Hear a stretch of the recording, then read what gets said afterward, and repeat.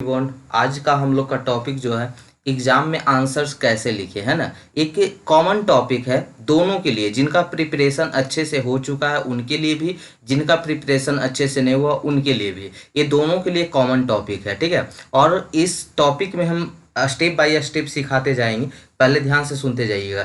जैसे कि आपको एक एग्जांपल देते हैं, वहाँ पे आप कॉपी लिख के चलाए, उसके बाद टीचर उसको क्या करते हैं, चेक करते हैं। तो वो हम लोग के तरह वो भी क्या है, आदमी है। तो वो ऐसा मशीन नहीं है कि स्कैन करेंगे और बता देंगे कि ये ऐसा लिखा है तो इसको इतना नंबर दो। वो स्कैन नहीं करते, वो मशीन नहीं है, वो भी आदमी ही है, ठीक है। वो चेक करते हैं, तो उनके मूड मूड पे डिपेंड करता है कि आपको कैसे लिखें कि आपको कितना नंबर दे, ठीक है। जैसे कंसेप्ट तो है ही कि जो आप पढ़ के गए हैं उसको लिखिएगा तो वहाँ पे आपको उसके अनुसार नंबर देंगे। लेकिन यहाँ पे बात आता है कि आपको ज़्यादा से ज़्यादा नंबर किस पे मिलता है, उनके मूड पे डिपेंड करता है। मूड कहने का मतलब कि आपका कॉपी लिखने का तरीका कैसा है ना। तो उसी चीज़ को हम आज बताने वाले हैं आपको, ठीक है। आज तक तो जितना हमसे हो पाया हेल्प कर दिए, ठीक है। अगले सेमेस्टर में और हेल्प करेंगे, ठीक है। इस सेमेस्टर में जितना हो पाया हम कर दिए, अगले सेमेस्टर में और अच्छे से करने की कोशिश करेंगे। तो चलिए वो सब बात की बात है, अभी हम सिखाते हैं कैसे, पहले सुनिएगा। जैसे कि आपका 6 मंथ का कोर्स होता है ना, 6 मंथ का सेमेस्टर होता है। वो आपको 3 आवर्स में क्या करना होगा, रिप्रेजेंट करना होगा, ठीक है। तो वो चीज़ भी बताएंगे कि 6 मंथ का आप जो पढ़े हैं कंसेप्ट, वो 3 आवर में मैक्सिमम कैसे दे पाए वहाँ पे, है ना, कैसे यूटिलाइज कर पाए 3 आवर्स को। तो आइए हम लोग बारी बारी से सीखते हैं हर एक पॉइंट को। तो सबसे पहले हम ये बताना चाहेंगे कि पिछले बार पीपीएस का बहुत बैक लगा था, ठीक है। और फर्स्ट सेमेस्टर में BEE का लगा, फिजिक्स का लगा, ये सब का लगा। तो देखिए एक कारण ये सब का, तो क्या देखिए कि कॉपी निकलवाया गया था। पहले सुन लीजिएगा 2 मिनट, क्योंकि आज तक जो पढ़े हैं उतना पढ़े हैं। अब पढ़ने से कोई फायदा नहीं है ना। 6 महीना अगर पढ़े होंगे और आज नहीं भी पढ़िएगा तो कोई दिक्कत नहीं है ना। किन्हीं का बहुत ही फेमस डायलॉग है कि साल भर नहीं पढ़ा तो एक दिन पढ़ के भी कुछ नहीं होगा, और साल भर नहीं पढ़ा तो एक दिन पढ़ने से भी कुछ नहीं होगा। तो ही बहुत ही सटीक एग्जाम्पल है। तो ध्यान से सुनिएगा, बस रिलैक्स रहिए, ठीक है। ध्यान से सुनिएगा, उनका कॉपी निकलवाया गया पीपीएस का, जिनका जिनका बैक लगा था तो निकलवाया। तो उसमें एक कॉमन एरर्स नजर आया, कॉमन चीज नजर आया क्या, कि उनका नंबरिंग लिखने का तरीका गलत था, है ना। वो चीज़ हम बताते हैं, हम कॉपी कैसे लिखते हैं बताते हैं। जैसे मान लीजिए क्वेश्चन नंबर 1 है, तो क्वेश्चन नंबर 1 आपको क्या करना है, यहाँ पे बीच में, कॉपी के बीच में पहले तो देखिए आगे एक पैराग्राफ दिया रहता है, वो खुद से यूनिवर्सिटी बना के देता है ऐसे करके। पीछे आपको पेंसिल से थोड़ा सा पीछे से बना देना है, पेंसिल से। लाइन सीधा नहीं खिंचा रहा, इस तरह से। ओहो, मेरा पेन सही रखा हुआ नहीं है इसलिए लाइन टेढ़ा हो रहा है। तो उससे नहीं, आप स्केल से ऐसे खींच लेंगे, ठीक है। इधर तो पैराग्राफ खुद से छुटा रहता है यूनिवर्सिटी की तरफ से, पीछे से आपको थोड़ा सा खुद का छोड़ लेना है 1-2 सेंटीमीटर का, ठीक है। अब क्या करना है, लोगों का लिखने का तरीका क्या, क्वेश्चन नंबर 1 इतने इतने को घुसा के लिख देता है कि चेक करने के वाला को पता भी नहीं चले कि 1 नंबर है 2 नंबर है। जैसे चेक कर रहा है उसको लगा कि इतने को बीच में जीडी को घुसा के लिख दिया कि उसको पता ही नहीं चला कि इसके बाद 2 नंबर भी आ गया, ठीक है। तो उसको लगा कि एक वाला ही का आंसर है। अगर ओवरव्यू चेक कर रहा है, एवरेज में मार रहा है जल्दी जल्दी, तो ठीक है। तो वहीं पे पीपीएस में एक स्टूडेंट का नजर आया था कि उनका क्वेश्चन नंबर ऐसे, देखिए ऐसे था उनका। क्वेश्चन नंबर 6 था, और क्वेश्चन नंबर 7 जरी को लिखल था। 6 का आंसर लिखा हुआ है, 7 का आंसर लिखा हुआ है, और दोनों में दिया हुआ है 7 नंबर। दोनों मतलब दोनों में ऐसे बड़ा सा टिक लगा हुआ, और 6 में कोई नंबर नहीं है, 7 में कोई नंबर है, दोनों को मिला के 7 नंबर दे रहे। तो बताइए एक क्वेश्चन का पर डायरेक्टली आपका आंसर चला गया। तो इससे बचने के लिए क्या करें, तो इससे बचने के लिए आपको क्या करना है, बीचों बीच में यहाँ पे बड़ा सा क्वेश्चन नंबर 1, और यहाँ पे बड़ा सा ऐसे आंसर, बीचों बीच में कॉपी के, और उसके बाद नीचे लाइन से आपको जो लिखना है वो ऐसे करके यहाँ से लिखना स्टार्ट करें, ठीक है। और कहाँ तक ये लाइन खींचे उसके पार नहीं होना चाहिए, ठीक है। फिर दूसरा लाइन यहाँ से लिखिए, इस तरह से आंसर लिखिए, इस तरह से यहीं तक, इसके पार नहीं होना चाहिए। ऐसा नहीं कि मान लीजिए कि जैसे लास्ट में आ गया यहाँ पे प्रिपरेशन, इतना टीए तक अटा है। अब ION इसी में कर दिए, नहीं आपको छोटा सा डैश देना है, ION यहाँ पे कर देना है, ठीक है। तो मतलब इस तरह से फिर ऐसे कुछ वर्ड लिखते गए जहाँ तक हुआ। फिर अब ये क्वेश्चन नंबर 1 हो गया। अब उसके बाद क्वेश्चन नंबर 2 के लिए फिर यहाँ से एक, जितना हम बड़ा दे रहे हैं उतना ही, ना ज़्यादा बड़ा ना ज़्यादा छोटा। फिर यहाँ पे आंसर लिखेंगे। अब बताइए आपको ये अच्छा लगा, ये लिखने का तरीका सही लगा? हाँ बिल्कुल लगा। क्यों? क्योंकि देखिए तो जैसे ही जांचने के लिए आएगा तो देखिएगा क्वेश्चन 1 का आंसर है दे दिया यहाँ पे, के कभी छूटने का चांस होगा इस तरीके से? आपको भी लग रहा है ना? जैसे देखिए आप खुद फील कर सकते हैं, ठीक है। ऐसा कोई पढ़ाए, ऐसा कोई कोर्स नहीं है जिसमें हम कोर्स करके आए हैं, हम खुद से एनालाइज किए हैं कि ऐसे लिखने से अच्छे नंबर मिलता है, ठीक है। तो क्वेश्चन नंबर 1 हो गया, क्वेश्चन नंबर 2 हो गया, यहाँ पे आपका आंसर हो जाएगा। फिर बीच में दे दिए थ्योरी, फिर आपका आंसर हो गया। इस तरह से हम लिखने के लिए सबसे पहला पॉइंट जो एरर्स देख रहे थे सभी के कॉपी में कि छोटा छोटा क्वेश्चन नंबर लिख के और सब में मिक्स कर देता है, तो यहाँ से बचने का तरीका सबसे अच्छा है कि क्वेश्चन नंबर 1 लिखिए, उसका आंसर क्वेश्चन नंबर 2, इस तरह से बीचों में जैसा आपको दिख रहा है व्यूज, ठीक है, बिल्कुल दम ऐसा ही लिखना है। अच्छा दूसरी बात, अगर जैसे 1 में 2 क्वेश्चन अथवा में करके रहता है ना, और में करके, तो आपको और वाला बनाना है। तो आंसर ऐसे लिखेंगे, क्वेश्चन 1 आपको बनाना है क्या, और वाला। तो पहले यहाँ पे और लिखेंगे ऐसे करके क्वेश्चन नंबर 1 और उसके बाद लिखेंगे आंसर। चलिए 1 पॉइंट सीख चुके हैं, आगे बढ़े थोड़ा। चलिए तो ये हो गया क्वेश्चन नंबर 1 और आंसर ऐसे करके लिखेंगे। चलिए सेकेंड पॉइंट पे बढ़ते हैं जहां पे लोग गलती करता है। गलती क्या करता है कि जैसे कि मान लीजिए कि उसको क्वेश्चन नंबर 1 आ रहा था, 2 भी आ रहा है, 3 नहीं आ रहा है। जैसे मान लीजिए कि नहीं, ऐसे एग्जांपल देते, क्वेश्चन नंबर 1 नहीं है कि कॉपी निकाले, मतलब क्वेश्चन आपको मिला और क्वेश्चन नंबर 1 ही नहीं आ रहा है, ठीक है, और 2 आ रहा है, 3 आ रहा है, तो लोग क्या करता है 1 लिख के जो नहीं आ रहा है मतलब गलती सलती भर देता है कुछ भी अपने बना के लिखने के लिए। लास्ट अभी हम भी बताएंगे कि जो क्वेश्चन नहीं आ रहा है उसको कैसे लिखे, ठीक है। तो क्वेश्चन 1 नहीं आ रहा है तो इसको इस तरह से मान लीजिए कि कुछ बना के लिख दिए, और क्वेश्चन नंबर 1 बढ़िया से आ रहा है तो क्वेश्चन नंबर 2 बढ़िया से आ रहा है उसको लिखे, क्वेश्चन नंबर 3 भी बढ़िया से आ रहा है उसको भी बढ़िया से लिखे, ठीक है, उस 3 को भी बढ़िया से लिखे। तो एक यहाँ पे क्या होता है ना कि टीचर के मूड पे डिपेंड करता है। आपको क्वेश्चन नंबर 1 पढ़ा और वहीं आपको उसको लग रहा है कि ये तो फालतू बकवास कर रहा है, अपने से कुछ बना के लिख रहा है, तो उसका आपके प्रति क्या हो गया, इमेज, आपका जो इमेज था वो खराब हो गया, सूर्य में खराब हो गया कि वैसा ही स्टूडेंट है जो ये कुछ भरने वाला है। तो आपको अगला जांचबो नहीं करेगा एवरेज, क्योंकि उसको कॉपी पे पैसा मिलता है, जितना ज़्यादा कॉपी चेक करता है उतना ज़्यादा पैसा मिलता है। तक सभी के पास पैसा का लोभ होता है, वो जल्दी से कॉपी निकालने की कोशिश करता है, ठीक है, और चेक करते करते एक्सपीरियंस भी उसके पास हो जाता है, तो वो आपको उतना पढ़ने भी नहीं जाता है कि आपको लाइन बाय लाइन पढ़ने जाता है, वो ऐसा ही ओवरव्यू ही चेक करता है। तो फर्स्ट क्वेश्चन में वो आप अपना इमेज खराब कर लिए, ठीक है, तो वैसा नहीं करना है। जो क्वेश्चन अच्छे से आ रहा है वो क्वेश्चन को पहले लिखना है। अब सुनिएगा, और यहाँ पे एक पॉइंट सुनिएगा, जैसे क्वेश्चन नंबर 1 नहीं आ रहा था, 2 आ रहा था, 3 आ रहा था, 4 नहीं आ रहा था, ठीक है, तो क्या करना है, पहले क्यों 2 को लिखना है, जो क्वेश्चन आ रहा है अच्छे से पहले उसको लिखते जाना है, अब बीच बीच में मिला देना है कौन सा क्वेश्चन जो आपको नहीं आ रहा है। पहले एक बार 10 मिनट आप क्या करते हैं, कॉपी मिलता था पहले पूरा क्वेश्चन पढ़ते हैं हम लोग एक बार, ऐसा नहीं कि उठाएं लिखना स्टार्ट कर दिए, पहले पूरा क्वेश्चन एक बार देखिएगा कि कौन सा क्वेश्चन आया है, किसका आंसर मुझे मालूम है अच्छे से, तो देख लीजिएगा कौन आपको क्वेश्चन अच्छे से मालूम है, ठीक है। तो जो क्वेश्चन आपको अच्छा से मालूम है 2-3 क्वेश्चन अच्छा वाला लिखिएगा, और बीच बीच में घुसाते जाइएगा जो आपको नहीं आ रहा है, ठीक है। तो नहीं आ रहा है उसको लिखने के लिए क्या, उस टॉपिक के अगर थोड़ा बहुत भी पता है तब बना के भर दीजिए कॉपी, ठीक है। और जो क्वेश्चन नहीं आ रहा है उसका राइटिंग अच्छे से लिखिएगा, ठीक है, ताकि वो चेक करे कि ये 2 वाला तो सही था, इसका 3 भी सही है, 4 भी,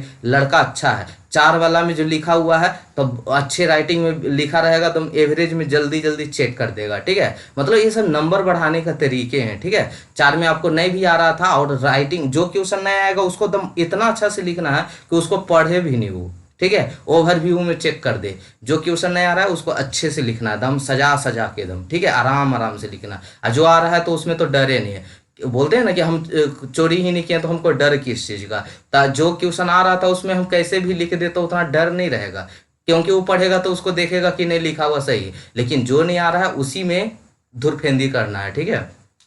तो ये हो गया दूसरा पॉइंट समझा दिए कि जो क्वेश्चन आ रहा है पहले लिखना है, और जो क्वेश्चन नहीं आ रहा है बीच बीच में घुसा देना है। और जो क्वेश्चन नहीं आ रहा है उसको कैसे लिखे, तो उससे रिलेटेड जो भी आपको पता है या नहीं भी पता है तो कुछ कुछ बना के, इतना फिजिक्स पढ़े होंगे ना, कोई भी कंसेप्ट को आप लिख दीजिए, कोई भी कंसेप्ट को बीच में घुसा घुसा के। हाँ, जो एक क्वेश्चन में नाम आया हुआ जैसे फोकाल्ट पेंडुलम है तो बीच बीच में यूज करते रहिएगा फोकाल्ट पेंडुलम, फोकाल्ट कुछ भी लिख रहे हैं बीच बीच में वर्ड जोड़ते रहिएगा फोकाल्ट पेंडुलम, ताकि उसको नजर आए कि फोकाल्ट पेंडुलम लिखा हुआ है। ठीक है, तो जो क्वेश्चन नहीं आएगा तो उसको इस तरह से हम लोग लिख सकते हैं वहाँ पे। और सेक्शन ए में जैसे कि क्वेश्चन नंबर 1 में लिखने के आएगा सब्जेक्टिव या ऑब्जेक्टिव हो सकता है। ऑब्जेक्टिव होगा तो खाली 1-2 आंसर करना है, और 2 नंबर का लिखने आता है तो इसी में आगे पीछे जो आ रहा है सबसे पहले लिखिएगा, जो नहीं आ रहा है उसके बाद लिखिएगा। फिर क्वेश्चन नंबर 2 से क्वेश्चन नंबर 2, क्वेश्चन नंबर 3, इस तरह से जो क्वेश्चन आ रहा है पहले लिखना है। ठीक है,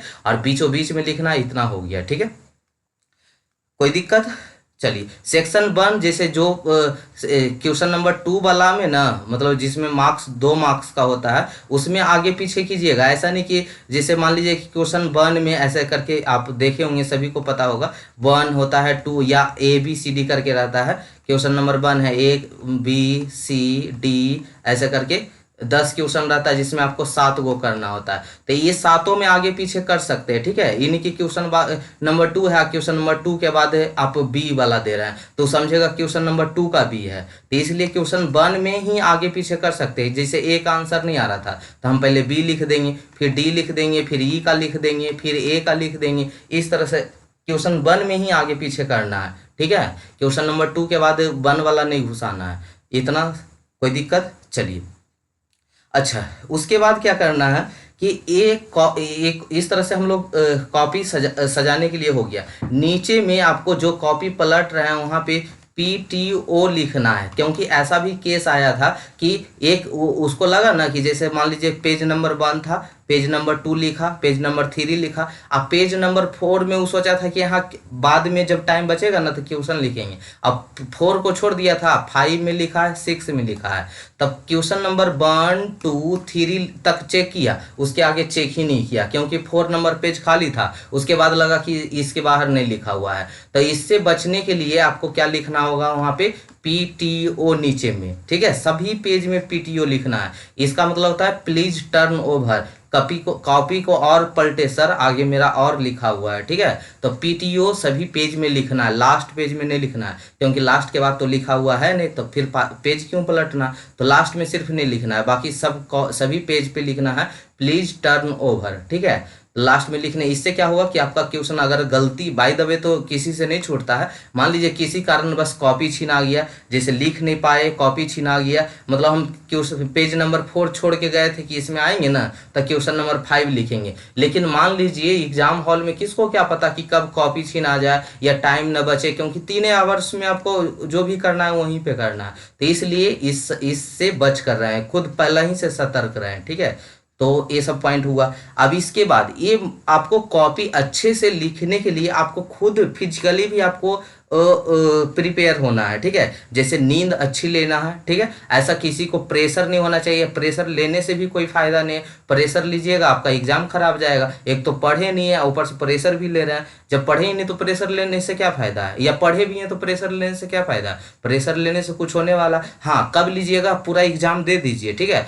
उसके बाद सोचते रहिएगा कि मेरा क्या नंबर आएगा, पहले नहीं सोचना है, एग्जाम तक बिल्कुल नहीं सोचना है। ठीक है, तीसरी बात, जो आज फिजिक्स दे के एग्जाम आए तो मिलाना है आके घर पे, नहीं कि मेरा कैसा एग्जाम गया है, क्योंकि एक एग्जाम अगर खराब, मान लीजिए खराब भी चल गया या बढ़िया भी चल गया तो आगे वाला का अफेक्ट ना करे, इसलिए इसको पेज को लाना है, चुपचाप कहीं पे रख देना, पूरा एग्जाम खत्म हो जाएगा उसके बाद मिलाते रहिए कि आप कैसा बनाए थे।